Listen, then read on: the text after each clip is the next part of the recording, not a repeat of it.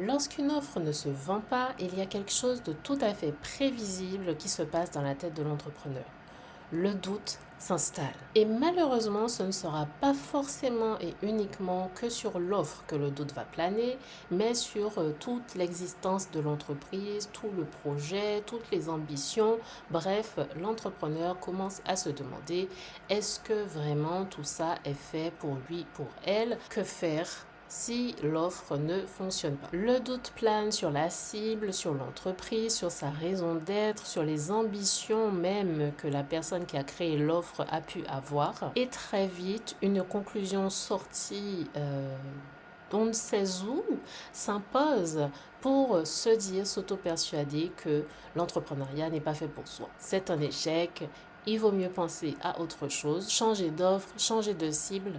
Et parfois même, je vois des entrepreneurs qui changent carrément de business après une première tentative et une offre qui n'a pas fonctionné. Et c'est là la vraie erreur. Parce que tout changer à l'aveuglette sans savoir exactement pourquoi, qu'est-ce qui n'a pas fonctionné, c'est une erreur. Et puis, si ça n'a pas été compris sur cette offre-là, qu'est-ce qui dit que sur la prochaine offre, en changeant carrément de business, ça va changer le problème?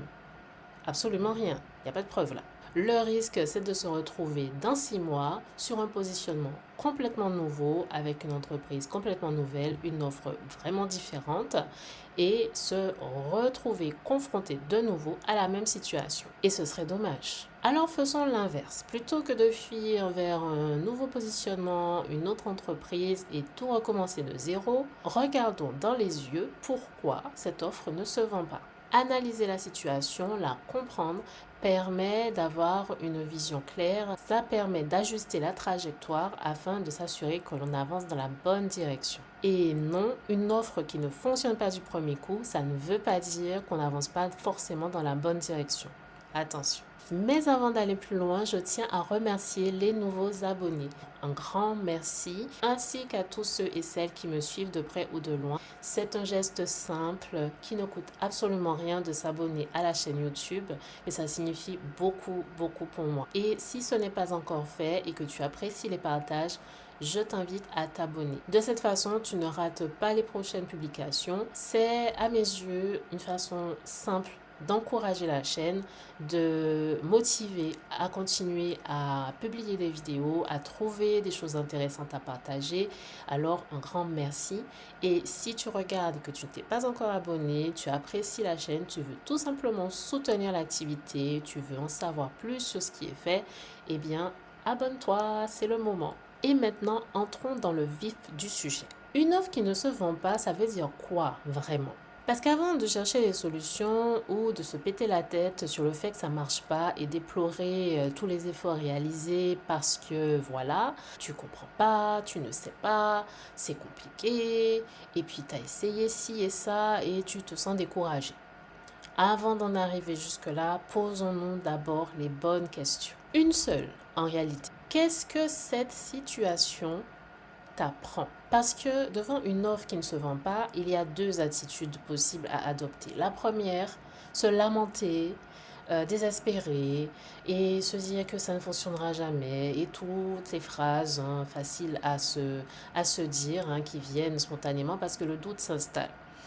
Et puis l'autre attitude, c'est d'adopter une certaine curiosité, essayer de comprendre pourquoi ça ne marche pas, qu'est-ce qu'il faudrait faire pour que ça fonctionne, qu'est-ce qu'on peut bien apprendre de cette situation. Analyser les données, le nombre de vues, les statistiques, est-ce qu'il y a eu des commentaires, est-ce qu'il y a eu des likes, est-ce qu'il n'y a rien eu du tout, combien de messages ont été envoyés, est-ce qu'il y a eu suffisamment d'interactions avec le post, est-ce qu'il a été vu ou pas du tout.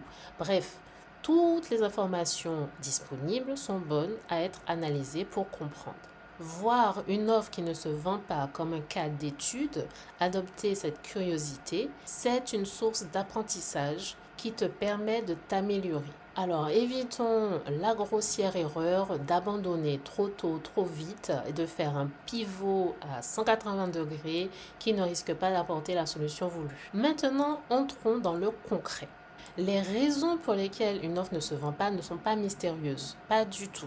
Elles tombent souvent dans l'une de ces trois catégories. La première catégorie, c'est le packaging de l'offre. Et quand je dis packaging, je ne parle pas juste d'une étiquette sur ton produit, ni du visuel que tu as choisi pour ton offre digitale. Mais j'englobe vraiment beaucoup plus d'éléments en marketing, comme est-ce que ton offre résout un problème assez urgent et important pour tes potentiels clients? Est-ce que ton offre a une valeur perçue suffisamment élevée qui donne envie de l'acheter, de l'obtenir? Est-ce que la façon dont tu as présenté l'offre était suffisante? Est-ce que ton message s'adressait bien aux personnes que tu souhaitais, qu'elles se sont senties concernées lorsque tu as fait les partages de ton offre? Bien sûr, est-ce que les visuels choisis, les mots utilisés correspondent bien à ce qui est proposé derrière? Est-ce qu'il y a une bonne cohérence entre le titre de l'offre, le contenu, le message, comment l'offre est présentée et puis le prix affiché? Bref, on va parler de packaging de l'offre et du positionnement de cette offre. Donc ça, c'est la première chose à regarder. Une autre raison pour laquelle une offre ne se vend pas et qui est souvent oubliée, un peu mise de côté parce qu'on n'y pense pas forcément, mais est-ce qu'il y a eu une communication suffisante sur cette offre? Parce que tu vas me dire, je parle de mon offre partout, je partage mon offre très souvent, trop souvent même, j'ai l'impression de saouler mon audience. Je pense que les gens sont bien au courant de ce que je vends. Et puis, je vais regarder de plus près et me rendre compte que ce n'est pas forcément le cas. Parce que les algorithmes ne montrent pas tes posts à toute ton audience en même temps. Parce que les gens passent vite, ils sont souvent distraits en étant sur les réseaux. Parce qu'en moyenne, une personne a besoin de voir et revoir et revoir une offre plusieurs fois avant de passer à l'action. Parce que tu crois avoir fait assez en termes de communication sur ton offre. Et puis, pas du tout. La plupart des gens qui te suivent n'ont absolument aucune idée de ce que tu proposes, de ce qui se passe en ce moment. Je dis bien la plupart, parce que quelques-uns vont vraiment s'intéresser, savent et suivent. Mais tu n'as pas touché toute ton audience. Ça, j'en suis absolument sûre. Et souvent, c'est une question de nombre aussi. Tu peux avoir une audience qui te suit, qui va cliquer, s'intéresser, oublier peut-être parce que bon, ils ont vu l'offre une seule fois. Mais ton audience peut être toute petite et donc tu n'as pas suffisamment de propositions pour pouvoir avoir suffisamment de personnes qui disent oui à ton offre. Donc la communication peut être insuffisante, mais aussi le fait de communiquer tout le temps aux mêmes personnes et à un petit groupe, forcément ça limite l'impact que pourrait avoir ton offre. Et dans cette situation, les données ne sont pas suffisantes. C'est trop hâtif de te dire que l'offre n'est pas bonne, que tout est à jeter, qu'il faut recommencer lorsque tu n'as pas assez de données. Ce n'est pas suffisant pour arriver à des conclusions justes vis-à-vis de ton side business. Alors, un peu d'indulgence, de patience envers toi-même surtout. Ok? Et à partir de là, on change de perspective. Adoptons ce regard de curiosité vis-à-vis de cette offre qui ne fonctionne pas. Et la dernière raison pour laquelle une offre ne se vend pas, que j'aimerais partager avec toi aujourd'hui, mais celle-ci, elle fait un petit peu mal. J'ai parlé du fait que l'audience pourrait être trop petite, donc il n'y a pas assez de personnes dans ton audience aujourd'hui, assez de personnes qui te suivent, assez d'inscrits ou de followers qui s'intéressent à ton offre. Mais c'est possible aussi que les personnes qui te suivent, cette petite audience que tu as, n'est pas qualifiée. Et ça, c'est plus compliqué à gérer. En fait, parmi toutes les personnes abonnées à tes pages, tout le monde n'est pas forcément un client. Pourtant, ils sont importants, mais ce ne sont pas forcément des clients. Ça peut être des personnes qui vont soutenir, qui vont partager, qui vont liker, commenter, mais n'achèteront pas parce que ce ne sont pas les personnes cibles de ton offre. Ils peuvent être curieux, attirés par le contenu. Les contenus que tu as fait jusqu'à présent, les partages que tu as fait ne sont pas suffisamment ciblés, ce qui fait que tu as attiré des personnes avec ces publications réalisées avant qui n'ont rien à voir avec ton offre. Et forcément, les personnes qui viennent pour un sujet A alors que ton offre parle d'un sujet G, ça ne fonctionne pas. C'est ça que j'appelle un problème de qualification. Par exemple, si pendant un bon moment, tu as fait plein de partages sur la couture, les choses que tu aimes confectionner parce que c'est une de tes passions, Mais ton offre et ton business sont autour des recettes de préparation en cuisine. Mais le problème, c'est que les personnes qui se sont abonnées en voyant ton contenu sur la couture ne seront pas systématiquement intéressées par le contenu sur la cuisine. Et rectifier ça, c'est sur une certaine durée, il va falloir s'armer de patience.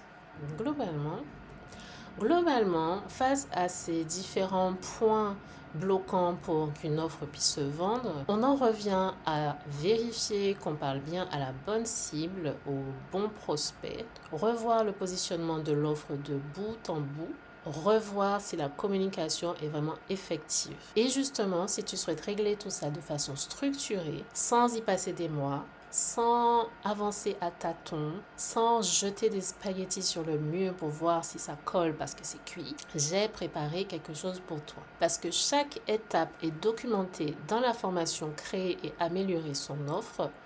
Du 27 juin au 30 juin 2026, je te propose un code de réduction sur cette formation. Avec le code offre J200, tu as une réduction de 200 € sur la formation. C'est le moment d'en profiter pour pouvoir créer ou améliorer ton offre et être prête pour les 6 prochains mois de l'année.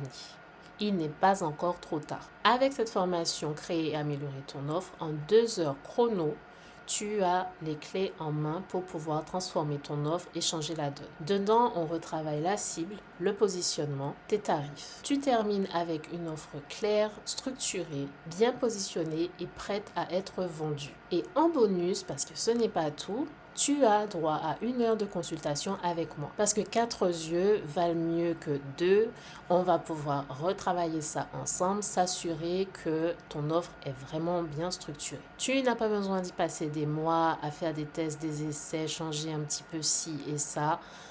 D'ici quelques jours, ça peut être réglé. Nous sommes déjà à la moitié de l'année 2026, alors profite de ce code maintenant, offre J200 sur la formation pour obtenir la réduction. Si tu veux voir des changements dans ton side business avant la fin de l'année, c'est maintenant que ça se joue, pas dans 3 mois. Maintenant. Alors je laisse le code promo et le lien dans la description avec le partage aujourd'hui. Saisis cette opportunité et je t'invite de nouveau à t'abonner à la chaîne, à profiter de ce code de réduction, à passer à l'action car il est temps de rayonner.